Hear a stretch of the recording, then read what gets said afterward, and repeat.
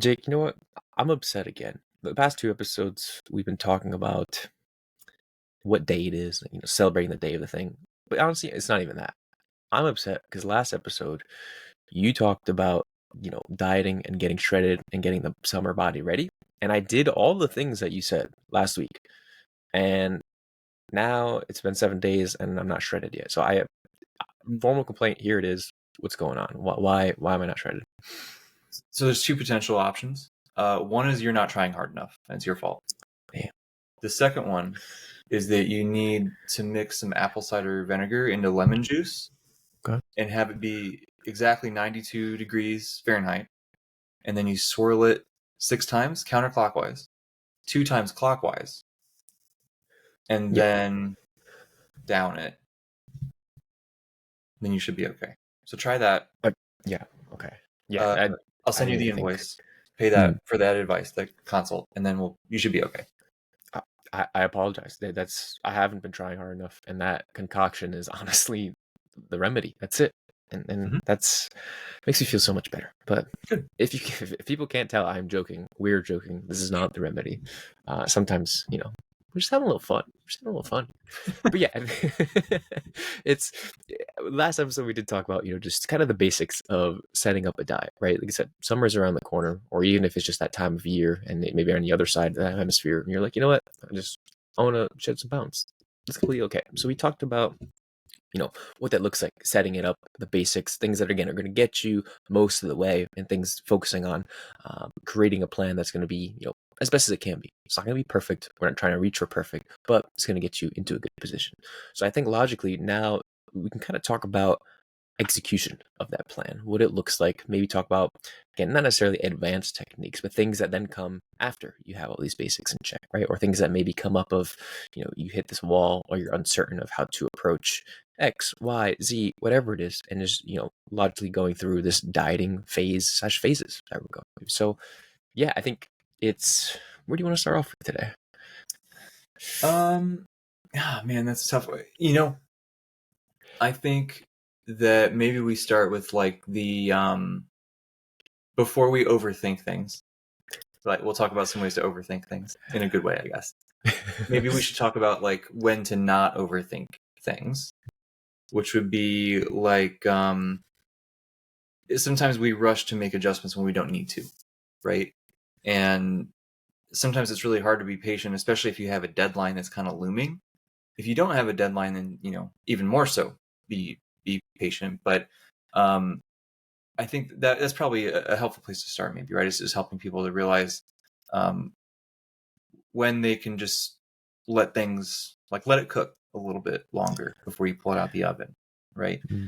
So like the easy example is something like people, they step on the scale and it's a high number, whatever reason, and that could be a variety of reasons, right? I mean, it's the high sodium meal beforehand, or high food volume, or maybe they're really stressed out, or maybe it's just weird random fluctuations. Whatever it is, there's a whole bunch of reasons why that might happen. But it's easy, even for those of us who know this and our coaches and have been doing this for a while. It's easy to be like, oh no, it's not working, right? This happened to me all the time, and I always have to remind myself of that.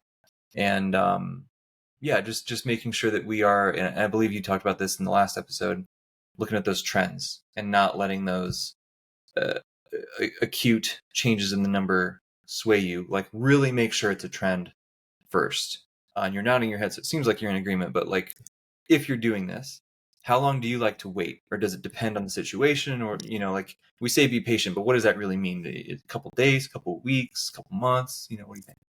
Yeah. So I'm totally on board as well, as we can definitely overthink. And I also have been in the situation even recently where it's like, okay, it says 400 grams higher, and there's no way it's 400 grams higher. Like I hit my macros, I hit my steps, I'm training. Like what's happening? And it can be easy to fall down that hole and snowball into this, like, okay, like what's going on? And that's why I think it's so important to talk about that and give you some tools to navigate that mental space. Because again, if we're ahead of that, or if we have a plan of attack, we're going to be able to prevent that from happening, or we're going to be able to just really be present in the moment, continue doing the things that we know are going to work, and just save ourselves some stress, which we can all do, right? We don't need more stress, please. So yeah, I think in terms of how long it usually takes, I like it is situational, but usually the approach is okay. Let's give it a week, right? Let's see what the weekly averages look like. Like you said, are there some fluctuations there? What that looks like? Dig a little bit deeper, and the days that are maybe we see those spikes. Do we have some notes that go along with that? Right? Did you put high sodium or went out to eat? Or do we have context to understand why that might be happening? Because that could just be even more helpful. Because a lot of the times as coaches, we're collecting as much data as we can so that we can then point people in the right direction, right? They give us the information and we just connect the dots and we show them that. They're like, hey, here's my scale weight stuff. Why is this happening? And here's some notes. They're like, we do all the calculations. We look at that. It's that math meme that's going on. That lady, she's doing all this stuff. And then boom, we're like, hey, this is what's happening. So usually a week is what we can see. And then from there, it's more of, okay, if we see after a week, there's some kind of pushing towards like, okay, something might be going on, we give it the 2 weeks. And the 2 weeks is kind of the cap for me, where it's like, if we have 2 weeks consistently where things are off, then I think a change is warranted, right? It's more of like, okay, the first week of stuff, what do we got there? Let's dig a little bit deeper. Let's see what happens next week. If similar things happen, okay, now we need to start addressing what's going on.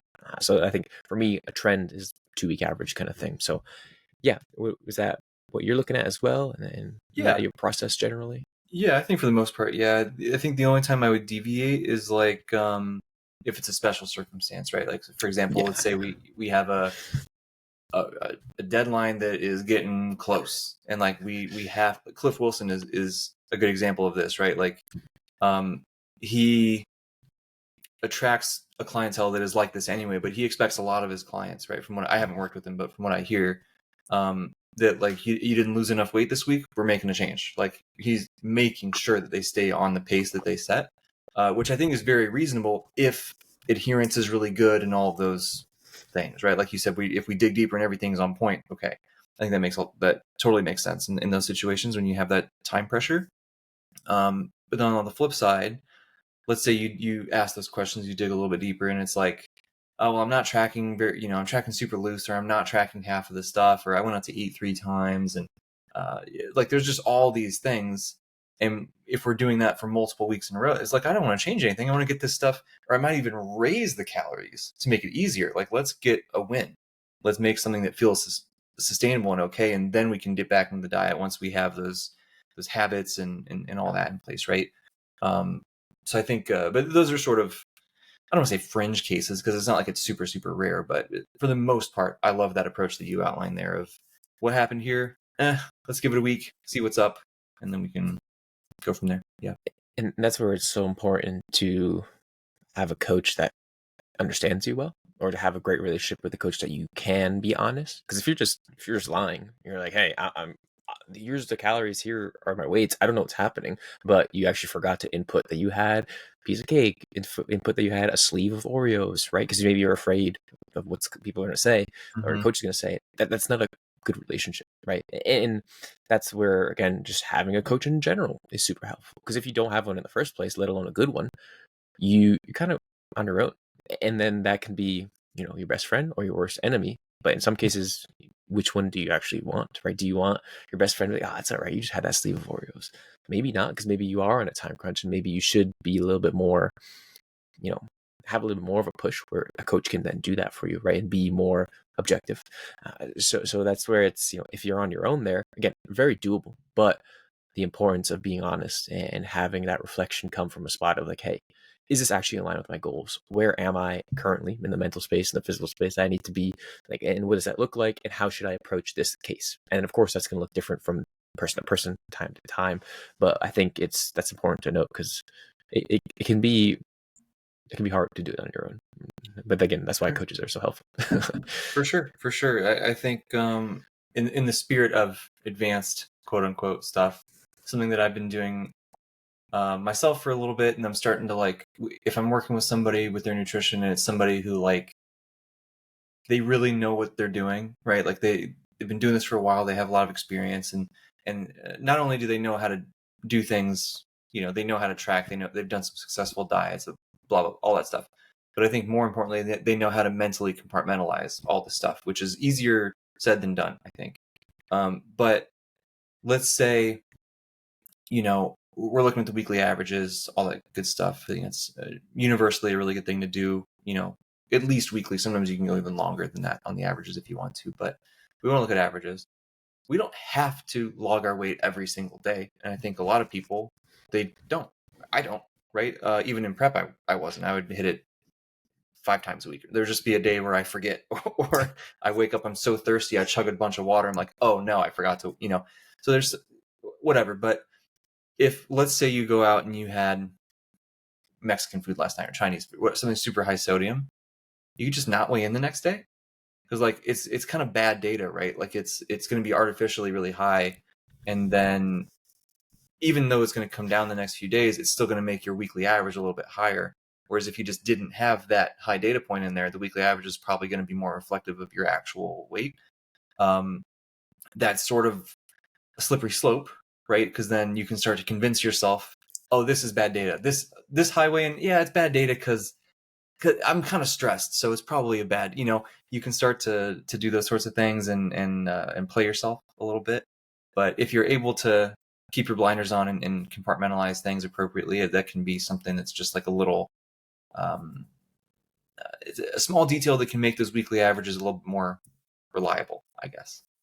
Yeah, no, that's such a great point. It's something I do myself as well. It's like I don't want to step on it, or even if I step on it and it is higher, and I know it's going to mess up the average, so I just don't want to put it in there.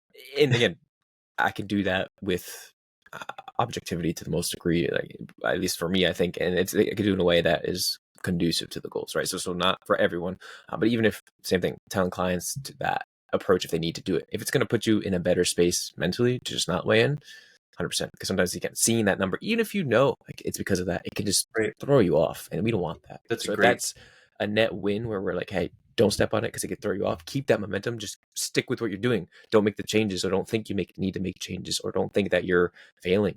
Just keep going. And a lot of the times that's just a huge positive win down the line. So that's something else that I like to kind of teach people. I like that a lot. And it works in reverse too, right? Maybe you couldn't eat dinner last night, or it had to be something really small or whatever, and you wake up really light the next day.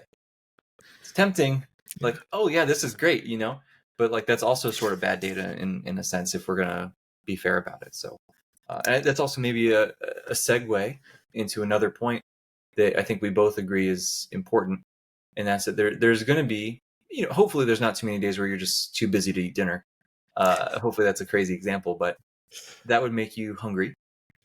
And there's going to be days where you're hungry if you're dieting for fat loss, right? If you're going for muscle gain, you're going to be fine, right? But if you're trying to lose weight, there's probably going to be some time when we're hungry, and we got to navigate that. So, I think we're both on the same page that it's important to just sort of accept that first and foremost, and just like, yeah, man, this is normal. And if we can we'll talk about some strategies to reduce hunger and stuff, right? But we're probably not going to be able to avoid it entirely, especially if you're getting really, really, like if you're doing a bodybuilding prep, you're going to be hungry sometimes, right? If you're pretty overweight and you're losing 10 pounds, you can probably be fine, right? You might not even notice it really.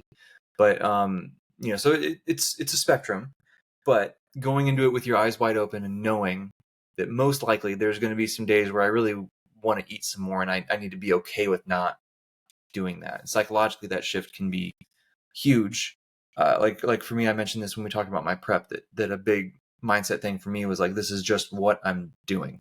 Hunger comes along with prep. Okay, fine. Like, I'm not even going to think about it anymore. There's no emotion about it. It's just, it is what it is. And this is what I decided to do. And I'm just going to do this. And that was very helpful. Right.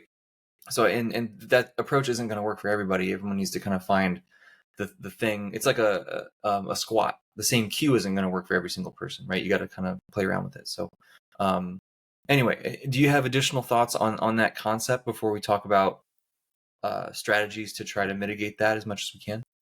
Yeah, I think we're always big about the mindset here, and I think it is such a valuable tool because it's tangible, but it's super useful. It doesn't take much effort, but I think, again, just being intentional about sitting with that idea, like, I am going to be hungry. Okay, like, what does that mean? Why am I going to be hungry? Well, this is part of your goal. Okay, and just kind of like going through this question and answer with yourself and reflecting and just embracing that, it can be so helpful. So you're already going to set yourself up with success if you just come to terms with that. So like, very tangible thing there. I think the other thing is using that idea of hunger as another chance to practice more skills of understanding what hunger is. Because I think a lot of people aren't good at gauging hunger. They're like, okay, well, I'm not full, so I can't eat more. So should I eat more? Yeah. Right. Because that's, man, I rarely get full, or I could just eat. I could just eat. That's why I was fat. I'm just like, I could just eat, man. Like, this is it is, and I like food. So it's easy to do that. So I think I had to really, practice that a lot. I'm still practicing it. The idea of, what is hunger? Like, am I actually hungry? Right. So like, whatever cues you're looking for, sitting with that, seeing, what it translates to. Like, are you hungry in the intermediate, or do you just need some water? Are you hungry enough that like I cannot focus on my task? Okay, maybe you do need some food. Or like, are you just peckish? Like, oh, I'd love to have a snack right now while watching my favorite TV show, because that's what I used to do. Right. So I think there's another thing that you can kind of sit with and practice with on the mindset side of things. Is just, what is hunger? What does that look like? But then, of course, like you said, and like we're getting to, is like, we're hungry. It's pretty straightforward. We're in this diet and we feel that we're embracing it, but how do I approach this? And I think a lot of the solutions, so to say, it's just more of making smart decisions with your food, right? It's not crazy. We're not like, here's that one tip that's gonna get you shredded and manage your hunger and cut it out forever. Hold on, didn't you hear about my apple cider vinegar stuff? Except for what Jake said in the beginning. Yeah. Okay. Purchase now within the next 5 minutes for 50% off. Sorry, I didn't. I was getting to it, but I had to set the segue. Like, oh, this guy doesn't know what he's talking about, but Jake does, and then everyone buys your stuff. You give me 20% of the cut. But now they know our plan, so deal. It's now that they know, I guess we can give them the actual tips. But that's kind of where we're starting. Is there's no real big secrets, right? Hey, you're gonna be hungry, but let's be smart with our food choices. And then a lot of times, in the last episode we talked about, here's our macros we're trying to set up. We have this goal of, maybe say 2,000 calories, rough estimate. How do we make that 2,000 calories be as fulfilling as possible? Fulfilling and nourishing, meaning for my macronutrient goals, but also my micronutrient goals, for also like my mind and my sanity and all that too. So yeah, what do you got here for when you're approaching of things, hunger in general, food choices? Yeah. So I think it's sort of like you said, it's not rocket science, right? It's some generally basic things, but it's also easy things to overlook. Strangely easy to overlook when you've been doing it for a long time. Yeah. It's like you just get away. I don't know how many times I've talked to people they've been lifting for 20 years or whatever, and they're just like, yeah, I don't know. I just like I haven't been eating that much protein, or my fibers are super low, or it's weird. Chicken, rice, broccoli are the only options. So exactly. What happens when I cut out carbs? I just have less rice, but then there's so little rice. There's no rice. Oh, and really quick before I forget, on that same note of what you were just talking about, of like thinking about what hunger is and getting more in tune with it. And I think this is part of why I'm such a big fan of spending periods of time not tracking macros. You're sort of forced to listen to those signals a little bit more of hunger and fullness and those things. I think that's great. And there's, that sounds kind of nebulous too, right? You can just reflect and think about it, or whatever, and that's great. That works great for a lot of people, but some people want like a scale that they can rate the feeling of, or something a little bit more tangible. And you can Google these. I mean, there's a bunch of stuff that's out there, and it's not that one is way better than another. It's just something to get you thinking about it. And that's on the top of my mind because my client Juan, if you listen to this, shout out Juan, he's the man. But he was so good about this when he did his prep a couple of years ago, of like, and coming out of it in the recovery phase, of really purposefully thinking about hunger and fullness, and it helps so much. So yeah, that can be helpful for some people. But what can we do, right? So food volume is a big one. Obviously, that's the easy. If you can eat more food, probably going to feel a little bit more full, right? When your stomach gets full and it stretches, that sends signals out to your brain and stuff, right? So if you do that, that's a great way to feel more full. This is, generally lower calorie things. This is why a lot of people talk about fruits and veggies and lean proteins and whole grains and whatever, or higher volume foods like berries and potatoes and stuff like that, right? That's like this to me. This is like baseline. This is number one thing that we should try to do. And generally, if in doubt, you feel hungry, have more vegetables, right? Like there's like your easiest possible thing. You have some cabbage, right? It's barely any calories at all. Throw it in a pan with a little bit of soy sauce or something. You're golden. It's awesome, right? Or as a snack, this is a boring snack, but I love it. You have little baby carrots or something like that, right? Like you can do things. It still tastes good, but some people might not think so, but they're wrong. And just more higher volume, lower calorie things, and that sort of is like that covers a lot of it, right? Because when you think about that more, then it's like, okay, well, what are those sorts of foods have in common? We said vegetables, but maybe it's leaner proteins, right? So there's just going to be less fat in there. Think chicken instead of steak is the easy example. Or like a Greek yogurt can be a really good option for that sort of thing too. Sometimes things with higher fiber tend to be more filling. Things with rather than a scoop of protein powder, you can have meat or Greek yogurt or something that's just more volume, right? Literally, I think it's that simple a lot of the time. I feel like I've been talking for a long time. So do you want to take us home on that last note? Yeah, especially that's always an example I give is the idea of a protein shake versus chicken breast, right? You can just down a protein shake and not feel anything because it's just liquid, right? And even if it is the same macros, say as the same amount of chicken, to actually get all the chicken in you, again, more volume. The a lot of times too in the research we see it's just the idea of like eating and chewing and digesting that helps with sending all these signals to signify hunger versus satiety, right? So sometimes if we're using that to our advantage and just eating more food or eating slower, even like those are things that can be advantageous to helping indicate like, yeah, we're eating a lot of volume of food, we're still hitting our macros, we're hitting our micros, we're satiated, we're just like ticking all those boxes of a successful meal in itself, and then just replicating that as best we can throughout the day. And along this line of the food volume, I think this may be more of an in practice thing for me specifically, but I think it comes into play for some people as well, is because I like eating food and I like having pretty big meals.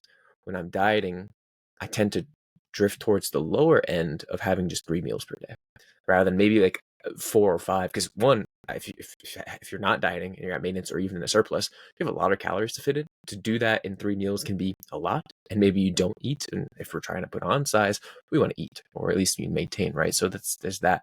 But in the other way, like I like to feel like I'm full, right? So I like to have those bigger meals. So the 3 times per week or 3 times per day works well for me because it ticks that mental box. So for me, it works great. Maybe not some people, because maybe they struggle to do that, or they're not managing their hunger enough.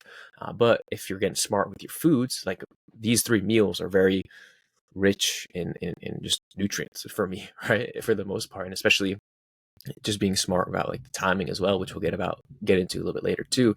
It's just helpful. So I think the other thing just to keep in mind in this is that it can be tailored to your can and should be tailored to your specific needs and desires and likes, and that can be very fluid, right? Just because we're saying eat a lot of volume of food doesn't mean eat the most voluminous foods all the time and pack all your foods, because then maybe you're struggling because you're like, I just have this huge Matt Oga size salad bowl that I just downed and it took me an hour to eat, and like I can't do that. Yeah, you can't have too much fiber also, and it's very. I have been there. It's very uncomfortable. It's not fun. Yes. So yeah, you do need to be be careful. Be mindful of that. Yeah, and if you are making those changes, do so small steps, right? Get there if you have to. But yeah, I think that's a good point, just to have people experience, not only just tell them, have them experience the differences of say like voluminous foods versus not, and on the other end too, being mindful of how much calorically dense foods you're taking in, right? The common example I think we talked about last episode too is just like peanut butter.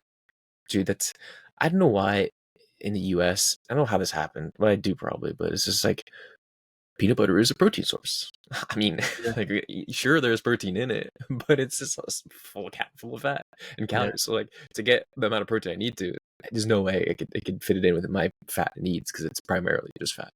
So like that idea of being aware of like, okay, I'm actually, is this scoop of peanut butter hitting my macro needs, my micro needs, my like satiety needs?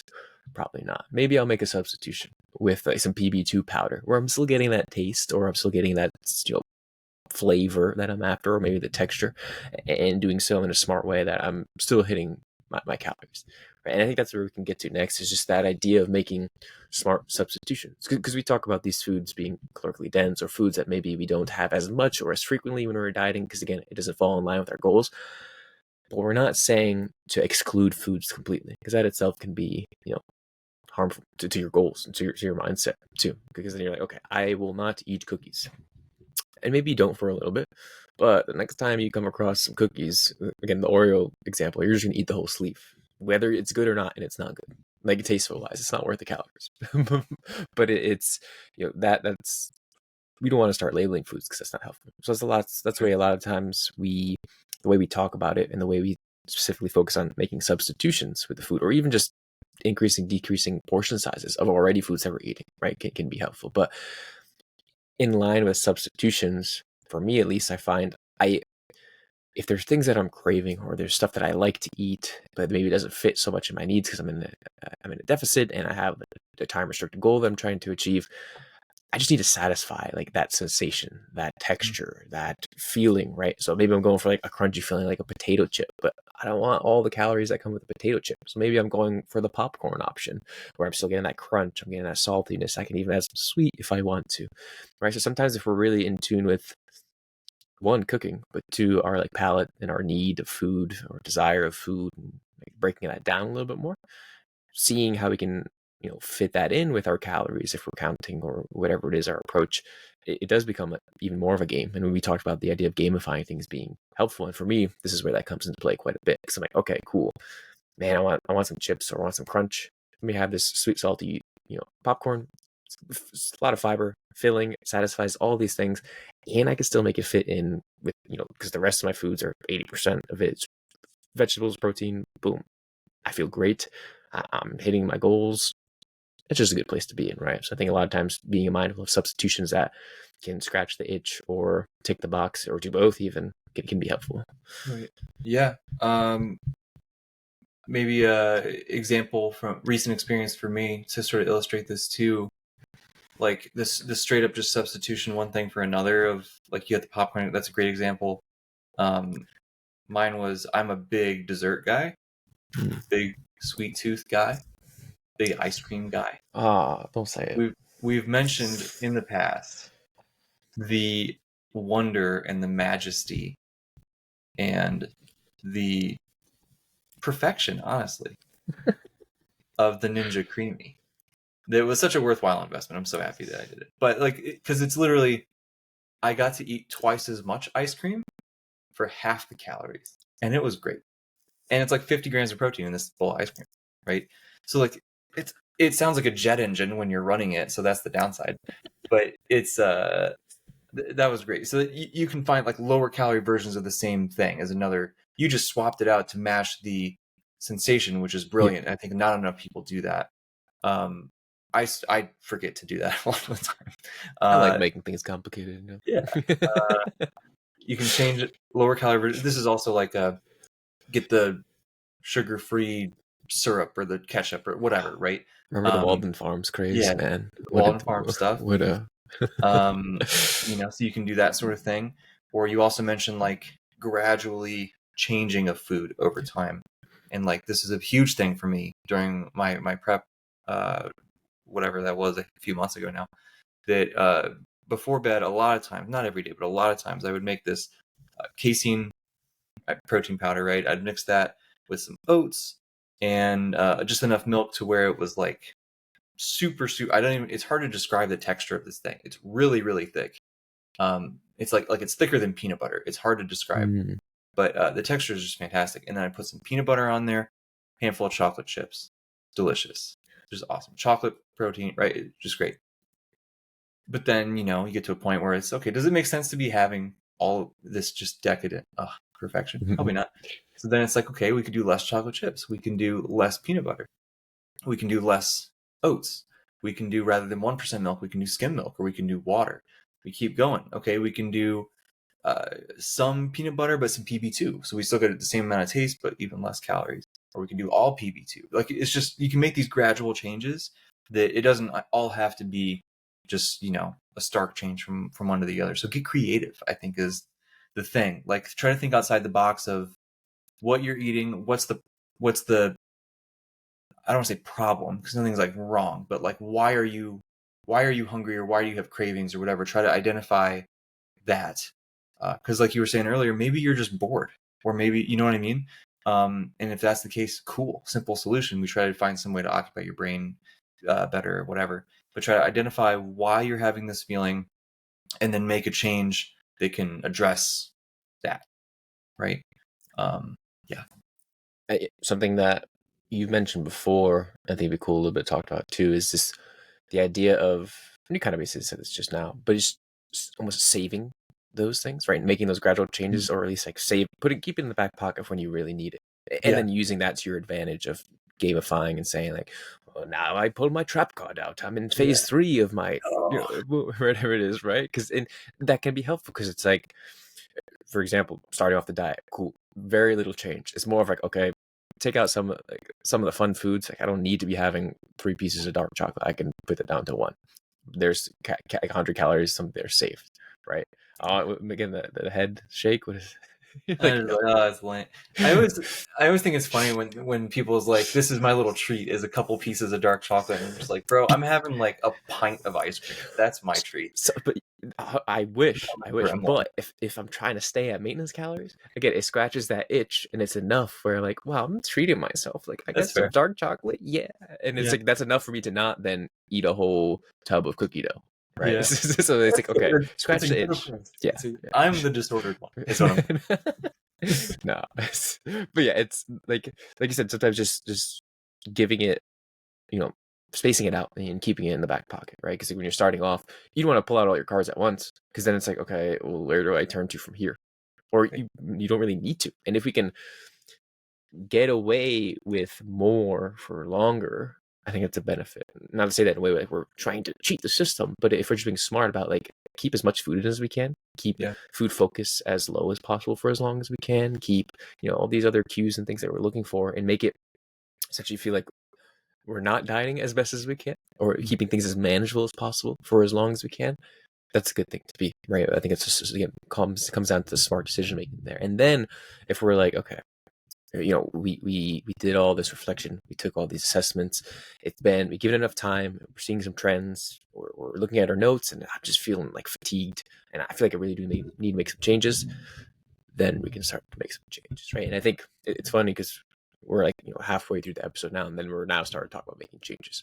But I think that really emphasizes again how important it is to sit on the thought of, if you need to, making sure you have good systems in place first and foremost. Don't change things if you don't need to, and then just being in a spot where we're maximizing, I guess, as best as we can. So when you think about making a change, what are some things that maybe you're looking for that indicates that, like any cues, any notes, any things that, okay, like, yeah, that we should take a break or do something different?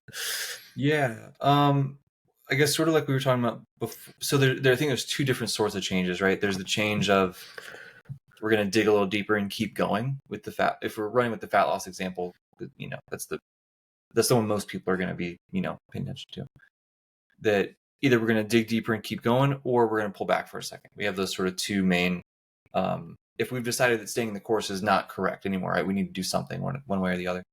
So to make that decision, if there's no tight deadline, we have plenty of time. Adherence has been really good, and things just aren't cooperating for whatever reason, or maybe things are cooperating. Body weight's going down, waist circumference is going down, whatever we're looking at. Things are going well, but you keep getting this feedback from the person like, dude, I am struggling to not go get pizza, or I'm like, cravings are building, this is getting really hard, I feel really lethargic, my training's starting to suffer, like all these sorts of things. Then it's like, okay, maybe let's pull back a little bit, right? Let's give your body a little bit of a break. And there's a couple ways to do that we can get into. On the flip side, sort of opposite things, right? Like if we have a deadline, we have some time pressure that we just got to get this done, or the adherence stuff is really good, things are not really budging, they feel okay still. Okay, well, let's dig a little bit more, right? Let's keep going. So that's how I would kind of look at those things for the most part. There's going to be exceptions to everything. That's generally speaking. That's kind of how I try to make that decision. And a lot of it comes from the client, right? Or you, if you're coaching yourself through it, is just, well, how do you feel? What do you want to do? Right. I think as the coach, it's often not our job to tell somebody what to do. It's just presenting the options. Here's the pros and cons. Here's the trade-offs. Here's, whatever. And then what do you want to do? And then we'll help you get there in the best way possible. So that's how I approach that. Do you agree? Do you disagree? And part two, if we're going to pull back, because that's the one we haven't talked about yet, maybe we can start to introduce how you might do that. It sounds like too much thinking for me. You mean I have to actually like think ahead about my deadline and my actual feelings? I have to think about feelings? Come on. I mean, this is also what comes back to like, just want it more. Just try harder. Exactly. And then we don't have to do any of this. Yeah. This is what you told me. And it's, we joke about it, but sometimes you'll come across people who might think that pulling back is a sign of weakness or it's a sign of failure. Sure. And I think that's far from the case. Whenever we're trying to think about what decision to make next, we think about, does this fall in line with the overarching goal, right? So whenever we talk about this all the time, like coming back to your values or coming back to the main goal, always going back to those pillars. And this is where that really comes into play a lot too, right? Because you're like, hey, can you actually keep up what you're doing right now for the next week, 2 weeks, 3 weeks, 10 weeks, and actually make it? Like, can you actually do that? And if they say yes and they lie, well, they'll come and experience that first and foremost, right? And then that's okay, because that's a learning experience, and we take that and we learn from it and we grow. That's part of it. But sometimes they're like, you know what, I don't think so. So when you start really thinking about that end goal a little bit and work backwards, or you start thinking about what the whole purpose of this thing is and feasibility versus the actual goal, all these things, it can be helpful to determine what the actual choice is.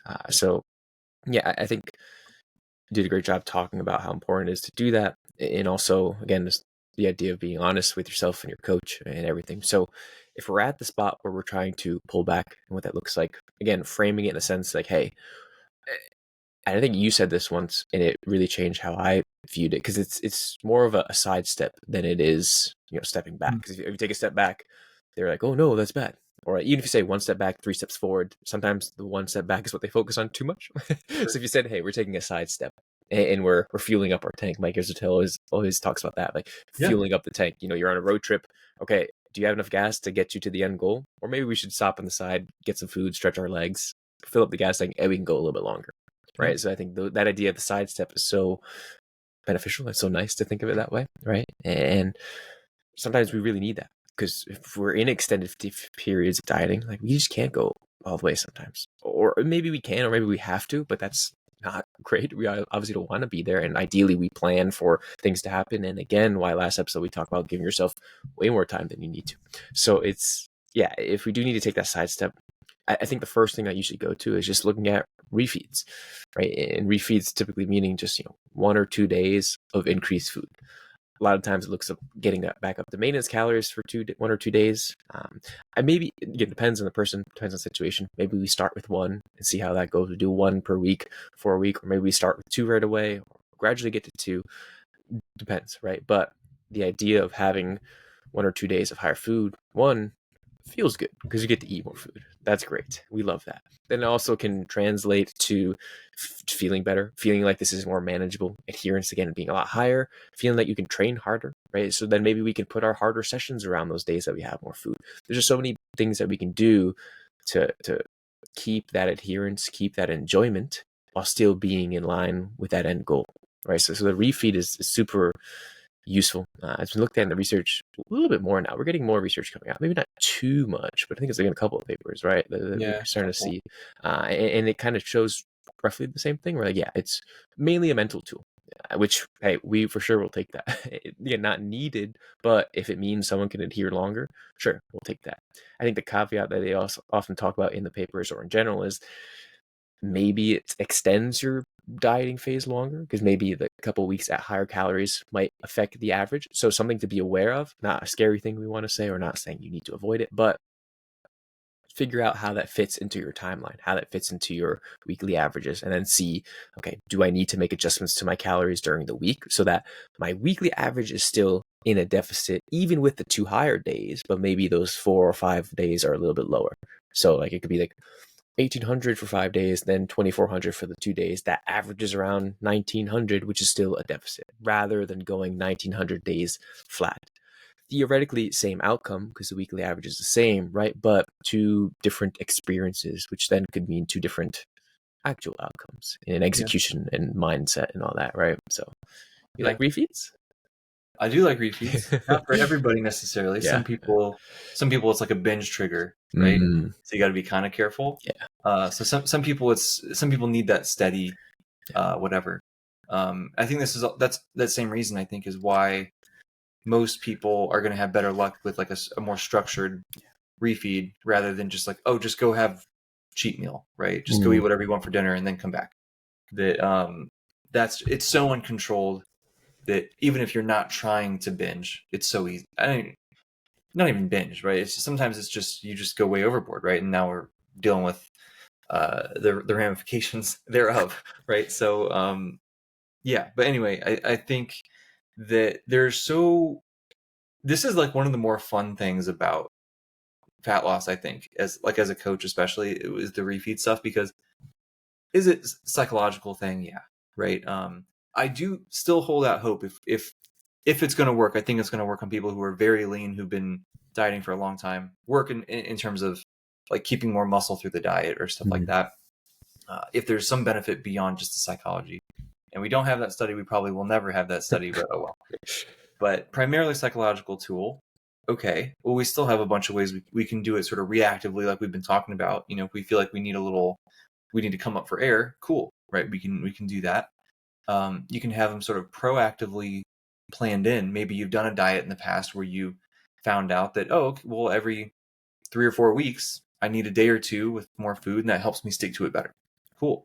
Or maybe you're like, hey, if I have one refeed every week or 2 refeeds, or maybe it's 2 days in a row on the weekends for flexibility, I can go out to eat with my family or whatever. Or maybe it's 2 refeeds, but they're spaced out throughout the week. Like there's a bunch of ways that you can do it where it's either reactive or proactive.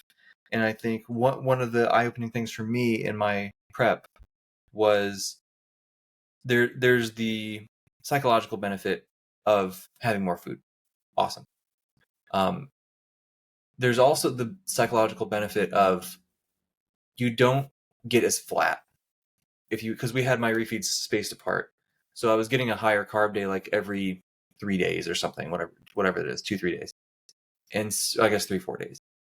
And so like you only get so flat before you can get more food again. You fill back out a little bit more, and you're never like full when you've been dieting for 5 months.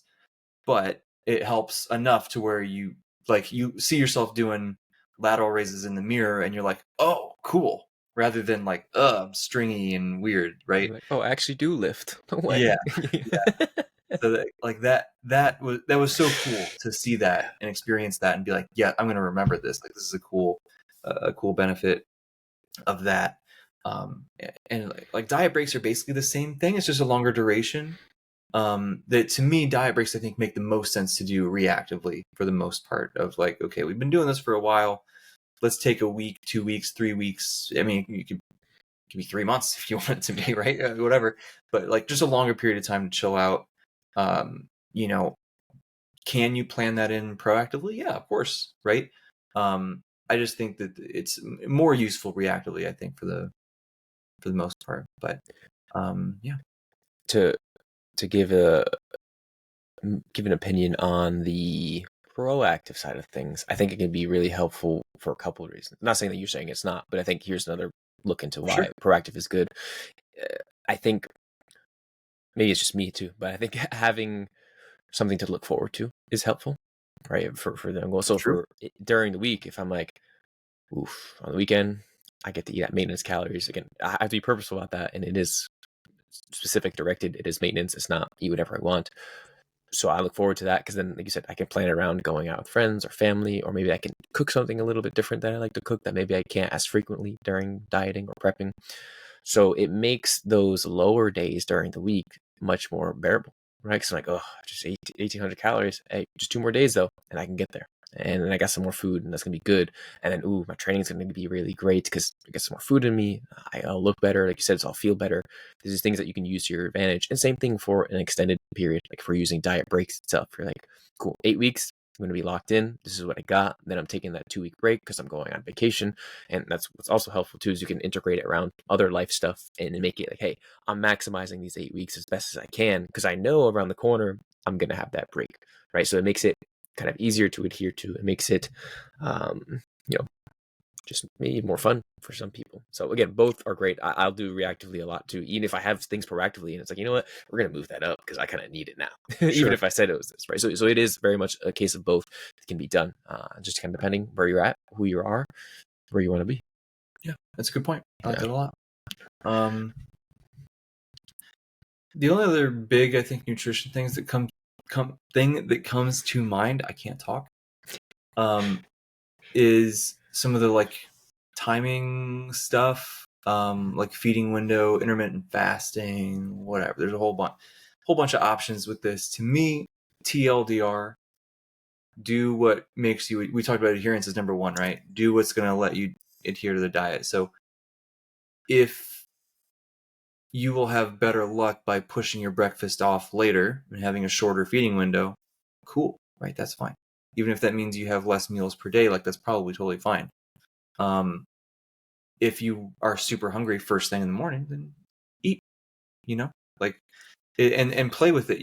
Like I heard Eric Helms say this once, and I was just like, wow, that's a good point. Because everybody always talks about, I'm most hungry late at night, so I put most of my calories at night.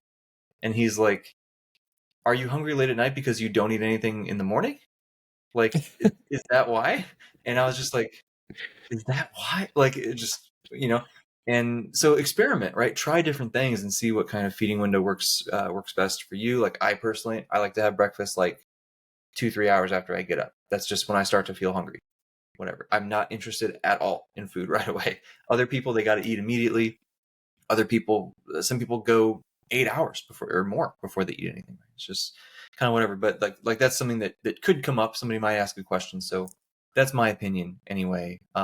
Based on the research, I don't see any sort of convincing case to try to change what you're doing just because this is better. Like I don't think that's the case. I think it's just that they're similarly effective because total calories and macronutrients are like what govern what's happening. So as long as that is working, then we're going to be fine, And so long as you don't eat after 6 p.m. because any food turns immediately into body fat, right? So don't forget that important point. And yeah, dude, honestly, I thought that was the truth for a long time. It was when I was first getting into things, like people made a convincing case, and they're like, yeah, well, I'm going to bed, so my body's going to not be working, so it's just going to be in the fat. So exactly. Hey, we can all be wrong, and now we're here saying I was wrong, or I was telling people this, and that's okay. But yeah, it's, as you said, it's kind of putting it around what works best for you. Like for me, I train early in the morning or first thing in the morning pretty much. So like when I wake up, I want my food because I tend to put a lot of my food around my training. So if I have my 3 meals, my pre-meal and my post-meal are pretty big. And a lot of times too, I'll put most of my carbohydrates, like 80 to 90% of my total daily carbohydrates around that too. Because it's like, I feel like when I will need it. Is that magic? No. Is it technically better? Probably not. I don't know. It makes me feel better and it might work. So that's why I'm doing it, right? Yeah. I think that's a lot of stuff comes down to, making sense for you and obviously still hitting your goals. Because, right, I have those 2 meals and they're bigger meals again, because I'm having only 3. So my third meal, excuse me, is smaller, or at least like less carbohydrates. It's just more fruits and vegetables and protein based. And for me, that works well because, I already did my training session, already got all of my work done where I need to be focused and energized. And I'm just kind of chilling in the evening most of the time anyway. So I don't really need the food or want the food. The hunger is not really there. And it's just like, cool, this is what works for me. So like Jake was saying, like we're talking about, just figuring out what's working for you and doing some experimenting, figure it out, and just focusing on that adherence overall. So that's, you don't really need to make big changes in terms of food for that. But one thing people will often think about when you're dieting too is just, do you need to change your training, right? Because it's like, okay, we're eating less, then should we be training less, or should we go to the tone zone with the 15 to 20 reps? Like, what do we got? What should we do, Jake? Yeah, I'm a big trademark tone zone, by the way. Sorry. I am big. Keep it simple. If fatigue is building much faster than you're used to because of the diet, and you need to reactively make a change, 100%. But like, I would go in with the intention of doing the exact same thing with your training as you were otherwise. because the tone zone look that we're going for is less fat with the same or more muscle, right? And we got to give that muscle a reason to stick around, especially when we're in a deficit. And what's that reason? Oh, it's to lift these weights, right? So we got to make sure that we're keeping the demands, the mechanical tension, to be scientific, out there.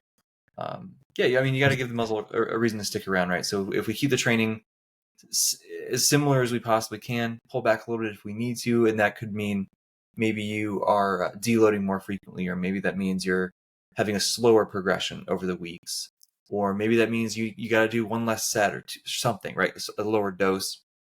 It might take various forms, but I generally am just, let's try our best to keep things the same. We got to pull back. We'll do that.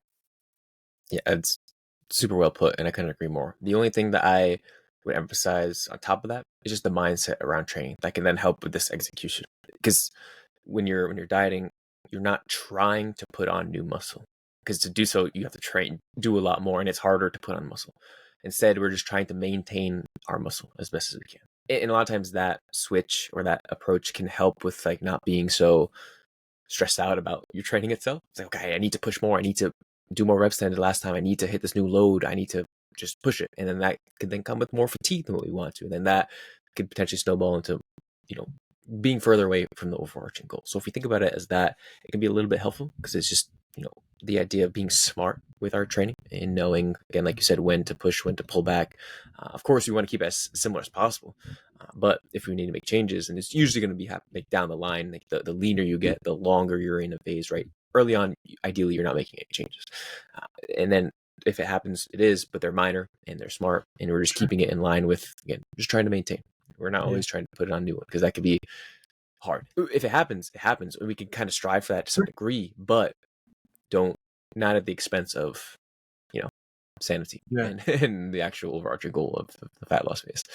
I have a question for you. So, I don't know if you or anyone you worked with have done any of these things. I like to let my dumb bodybuilder brain convince me of things, because it makes it easier sometimes. So like sometimes when I'm dieting, I'll be like, no, we're building muscle, dude. Like I gotta train really hard. Like, because if not, I'll let off the gas too much, right? Sometimes I'll relax too much, or I'll do like when I was getting deeper into prep, and you're getting leaner and leaner, and I'd be like, this is putting the detail in, right? Like I'm just tired, I don't want to be there, right? But I'm like, no, like you gotta get you gotta get the striations, bro, right? Like just this old school. It doesn't work that way, obviously, right? It's nonsense, but it got me excited, and it made me train harder, and I was like, okay. Or even like dieting, we mentioned earlier about just sort of accepting hunger is going to be there here and there. I would convince myself when I felt hungry, I'd be like, I'm hungry because the fat is going away. Like that is the cause of the hunger, like directly. That's the only. So I would get myself in these spaces that, are they correct? Not necessarily. Sometimes not at all. But that doesn't mean it wasn't helpful in the short term. That you have to get out of that mindset eventually, right? But yeah, so that makes me laugh. I don't know if you have similar things. Oh, I'm the same exact way. Like you're saying that, like, yeah, that's me. I do the same thing. And like you said, we're using that to our advantage. Of course, knowing when to put on the gas, when to pull on the brakes, and within confines or constraints, or within a scope of not letting it harm us in either way, right? So it's like, okay, like you said, if I come out of a session and I'm able to progress, I doubly take that win. I'm like, let's go. Whereas if I'm in my gaining phase, like, yeah, that's gonna happen. That's normal. That should happen. And if anything, I might be too hard on myself that it's not more, right? So it's we're kind of leaning into that within some degree, within our knowing ourselves and where to draw that line, but to the benefit of, it's just gonna help my adherence and my enjoyment, and I'm gonna stay in it. And sometimes, especially if you're going through a prep, you kind of need that. So if it works, it's gonna work. It's not coming at much of an expense. So we'll take all the wins that we can, and they usually come from the mental first and foremost, which is why we emphasize it so much. True. Yeah. Very true. You have any closing thoughts? I don't know. I mean, I think we covered a lot of good stuff here, and there's a lot of things we repeated, and like I just repeated it. It really just comes down to being consistent in adhering to that program. We can give you all of what the science says of like, this is how you do this. This is the best way to maintain, maximize, whatever XYZ. But if you can't do it, or you can't do it consistently over time, it does not matter, right? So find what works for you. Of course, we always like to use the science for a place to start, but experiment. Be okay with experimenting, and know, like, obviously, if you have specific deadlines, know when to experiment and when not to, right? But we're in this for life, right? We have time to experiment. If you take an 8-week block to change up your training or change up your nutrition for knowledge that's going to help you down the line, that's 100% worth it. You're not going to lose anything. You're only going to gain much more, and you're setting yourself up for, again, more success down the line. So just be okay with making changes. Be okay with knowing that, like, even if you're quote unquote not as successful, or you fail a dieting phase, you can learn from it. You can grow from it. We're always learning and growing. Like, just so we talked about, there's times that we've been wrong about stuff, or we did things wrong ourselves through the execution, but with practice and with some more guidance and some more knowledge, we're able to be better at it. So I think comes all down to, again, just falling in love with that process and enjoying it all the way, and being in that, a student and learning, growing mindset, because it's fun, man. It is. Even the dieting is fun. Yes. Yeah, it definitely can be. I think that's very well said. On that note, I have to go because I got a text from a random message that says, "Do you have time tonight? I bought 2 bottles of wine. Let's drink together." Damn. Okay. So whoever that is, sounds like a fun time. You go do that. I need to go make my apple cider concoction with the 6 counterclockwise, 6 clockwise. I'll go back and get it, but I need to do that because, yeah, 7 days is not enough to get shredded. So yeah, if you're still here, thank you so much for listening. Go make your apple cider vinegar or your wine, whichever one you want. We appreciate you being here. And yeah, catch you in the next episode.